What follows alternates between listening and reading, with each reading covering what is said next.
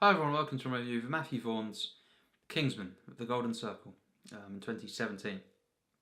So here we are, another Matthew Vaughn film, and this time the second Kingsman film.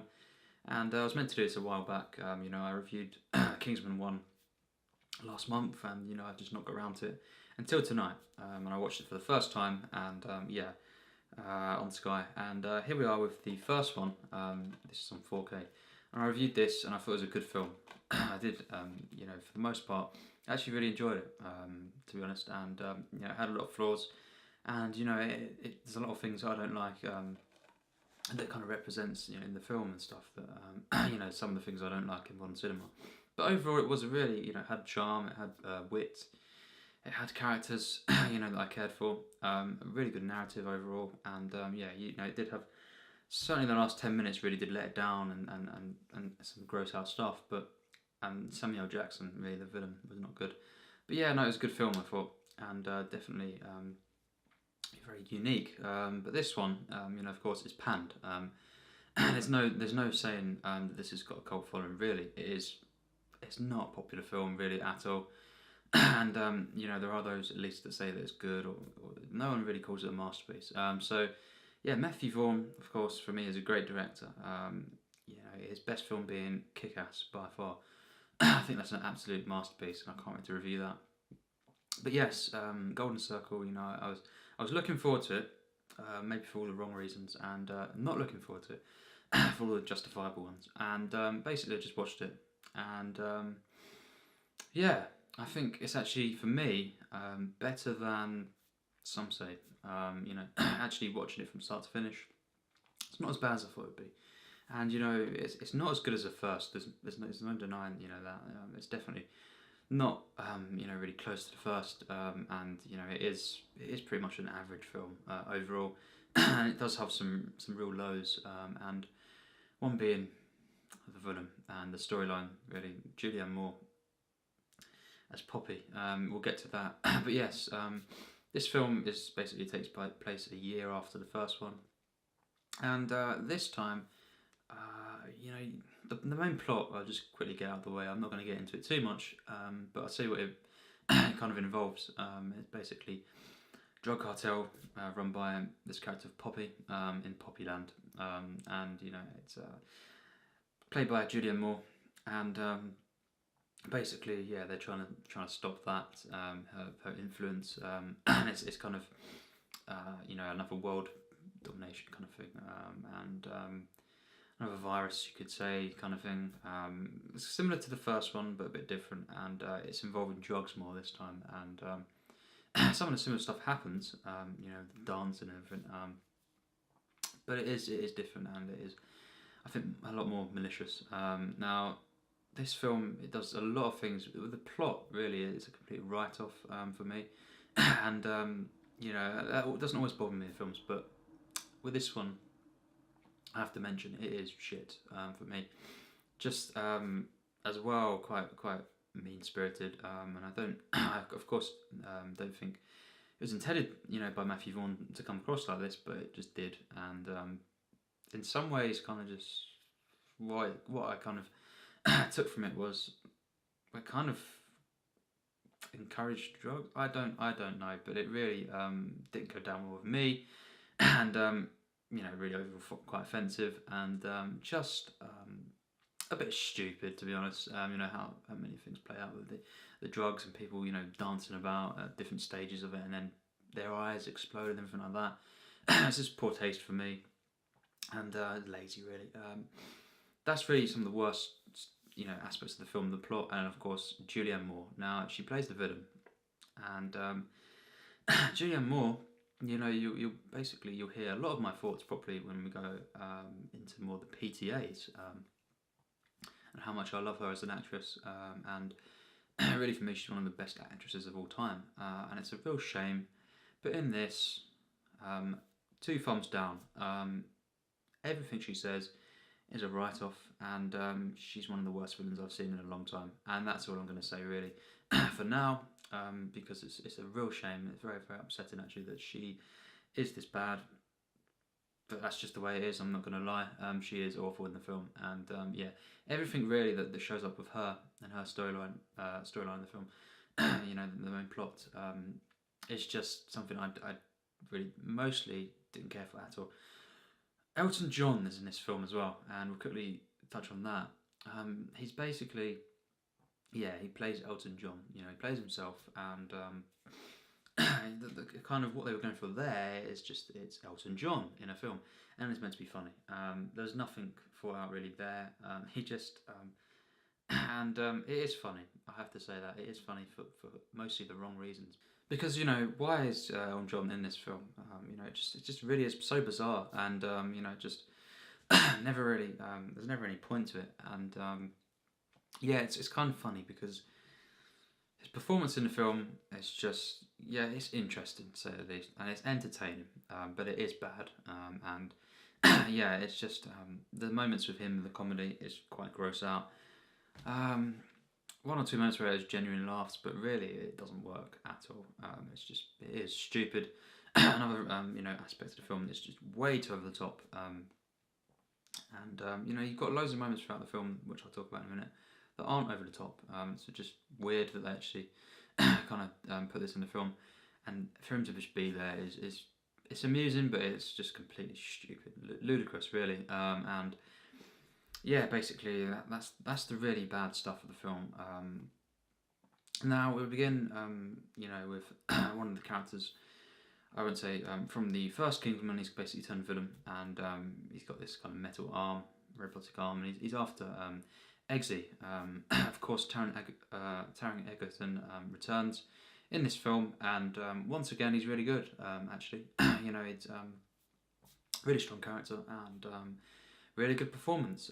That doesn't falter throughout the entire film. Now he's back as the main protagonist, and as I say, if you've not seen the first Kingsman, well, just watch it, because I suppose this could be maybe it could be seen as spoilers, but if you've seen an image of the Golden Circle, you know that Colin Firth is in the film, and basically he's back, and what they do with him is I'll get to that in a minute, but it's kind of dealing, of course, with the loss of him first of all, and then he does come back, and what they do with him, what they do with Harry in this film, for me it doesn't work for most of the time, until he actually returns to his normal self, and he's still good. But overall, Colin Firth was disappointing in this film, and what they were doing just didn't quite work for me overall. Luckily, you have got Mark Strong, who's back as Merlin, and basically he's great in this film. Him and Eggsy, the two characters there, that just brings some really really enjoyable stuff there, warm stuff that is human. Character kind of relationships, dynamics that really really work, hold the film together quite a lot, and you've got the kind of the banter between them, and the kind of the bond that they share. That's some of the best stuff of the film. The first 45 minutes I thought actually was good. In places, it had some really good moments actually, and then it started to falter.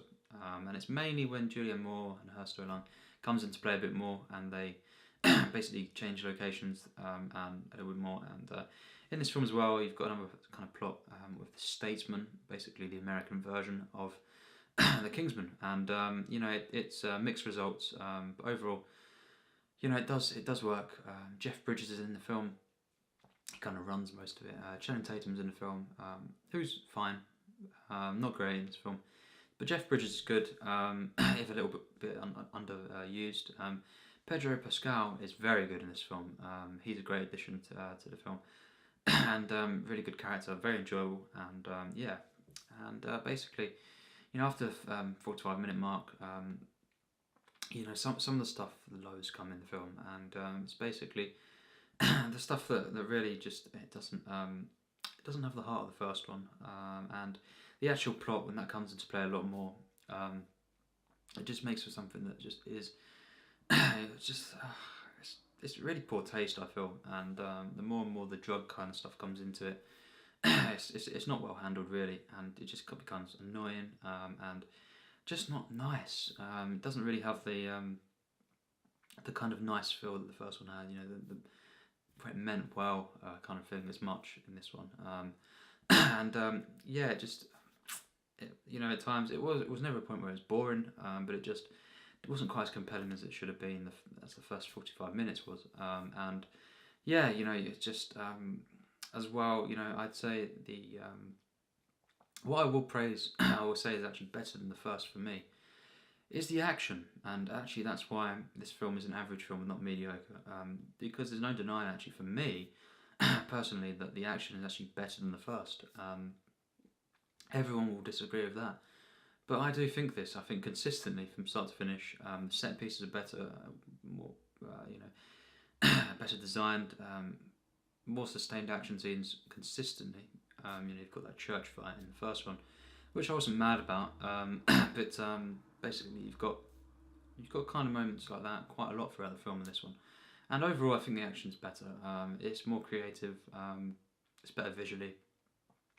You know, it's a bit, of course, more over the top. But actually, it's for me better shot overall. And it's kind of like Matthew Vaughn went through more of his style and just refined it a bit more for my liking. You know, you've got the bar scene in the first one. I just really did not like that scene. I thought it was all over the place. The tone of it just didn't work. And in this one, I think really the action, for the most part, is really good actually, / good. You know, the camera work still. You know, I do have problems with the camera work. But you know, the way that it kind of is, and the kind of nothing in this film really feels like it's happening. You know, doesn't feel practical really. And you know, that's not to say it's bad action. It's just doesn't elevate to a level that, you know, could ever be called great for me, because it just doesn't feel like it's ever happening really. I can never get fully immersed in the action. It is enjoyable and it's visually really good, but you know, it's brilliant. It's got some tense moments, but overall the action, really everything in the film doesn't seem real, and of course to do with CGI and everything, and just the frame rates of the camera. You know, a lot of modern action films. But yes, it just doesn't. But I do think the action is better than the first, and that's one of the things that I can definitely praise. You know, overall, it is better action for me. You know, the cable car scene is really good actually, and again, really creative. And it's got, you know, the character moments within it. And another thing that's better is the soundtrack. Now, one of the plot points, of course, is that Merlin basically loves John Denver, and so do I. And yeah, but basically a lot of the songs from John Denver are played in the film, different renditions. Of course, Country Roads plays a big part in the film, and you've got a scene where, you know, I'd seen this scene before the film, and I just thought, wow, it's fun, but it's really weird and stupid. In the context of the film, it is actually pretty good, but it is bizarre. There's no denying that. And yeah, but the soundtrack overall, I think, compare basically, you know, the songs in this, mostly John Denver, and you've got some Elton John. Compare that to Dizzy Rascal. You know, I'd obviously take the soundtrack of this more. You know, the score, of course, you know, the Henry Jackman score is not as good. It's not as well used as the first one, but overall, in terms of the uses of songs and everything, just elevates the actual overall soundtrack to a better level in this one. There's no denying. I'm not going to say I would take Bonkers over some great songs here, classic songs. So there's no denying for me that the soundtrack is better overall, because the score is still used well, just not as good as the first. And yeah, basically, that really helps the film move, especially as well when it's used in the action scenes. And yeah, it's kind of used in that scene, you know, when he's singing March Strong. It's kind of an emotional scene at times. So yeah, it's a decent scene, but overall, you know, I think this film's nowhere near as good as the first. The script is just, you know, not as sharp, not as, you know, witty, and it is a bit lazy at times. The way it relies a lot on you know, things like social media, and of course, you know, the trends and everything, and just the whole kind of ideas and everything, the way they execute of the drug kind of plot, just really lets the film down massively. As well, you've not got Colin Firth. You know, his kind of the really touching moments really with him and Eggsy. You know, the character of Eggsy. In this film, it's kind of Mark Strong takes over that, but the fact that Colin Firth is a lot worse in this film, what they do with his character, again docks marks off. The first one really had that perfect balance of the trio of the characters, and it just worked so much better than this. The final act in this film, we'll get into that. Now, of course, final acts in films are usually the ones it's easiest to mess up on, especially action films, horror films. And the first Kingsman film. Now, the final act, final 15 minutes, wasn't good for me, and it really let the film down quite a bit, because it was a lot of gross out stuff, generic, stupid, over the top, poor taste. Now, the final act in this film actually is good, I feel, and it's better than the first final act. You've got some of the best action scenes in the film here, and the ending kind of montage and everything is actually it's actually good, really good at times, and I liked what they've done there. So overall, as I say, it balanced out to an average film, because it's got, maybe you could say, lower lows, but you've got more aspects that, but the basic plot of the film is definitely a lot worse. Although, of course, the first one didn't have, with the villain, Samuel Jackson, the plot wasn't impressive to me, but what they were doing with the whole training and actual secret service, the Kingsman and everything, it was really, really good actually, and it was compelling, and kind of touched on James Bond and things like that really well, without being a complete rip-off. And I really like the lore. They kind of bring back that in this one, but not as much. And also the plot with the drugs is something that really lets it down. You have got some good exposition with the overall the Kingsman and everything, but as well, the Statesman is pretty good. What they do with that, kind of nice to tie that in there. And Jeff Bridges, he's quite enjoyable in the film, although, as I say, underused, and not really much of a character really. But when he's there, he's fine. He's quite good. And yeah, there's not much more to say. I think this film, it's hard to say, how people, if you like it more than the first or not. For me, it's not as good as the first. Definitely not. Considerably, the first one is overall better. It's something I cared for more. It was more human overall. Had a better narrative, for sure. It had, overall, it just had a better feel. The kind of in this one, overall, I do prefer American films and everything. But what they were doing with the first one was more kind of going for that British kind of feel, the charm and everything like that. And in this one, they do start off with that, but it kind of loses focus with that throughout the film, and it's not as strong as it was in the first one. And yeah, I think that's definitely a flaw as well. It just doesn't have that feel as much as the first one, the charm. And it's fine, of course, if they didn't want to go for that, but they started off with that, and it just didn't quite follow through for the rest of the film. But yeah, as well, you've not got characters like Michael Caine, who he played. Just things like this. You've got some other actors like Michael Gambon, but really just a small part. So overall, it just doesn't have that feel as well. But overall, I think this film, it's not quite as bad as some say. Definitely not one of the worst films of the year. And it's not as bad as say Mark Commode says for me. It's not an awful film for me. I understand if people think that. Even if you like the first one, I can understand how people be annoyed at this one, because it is a lot more over the top. It's kind of not got the charm that the first one has. It's just overall not as good a film, and the narrative is nowhere near as compelling and relatable. But I think I'd have to give this film a 61%. I think it's average, nothing more, and it was falling into that mediocrity. But some things that really kind of held it together in that sense was the action. I think because the action was better than the first. And the soundtrack as well. This film, it did have some really good character moments. It had some compelling moments. With Eggsy. you know, with Merlin, and you know, I didn't like some of the direction they took as well. They killed off certain people, but overall, you know, additions like Pedro, Pascal, you know, kind of balance out a little bit. But yeah, you know, I think you know, the action is better for sure for me. It's not great action. It's definitely flawed, and you know, there's some moments that are really over the top.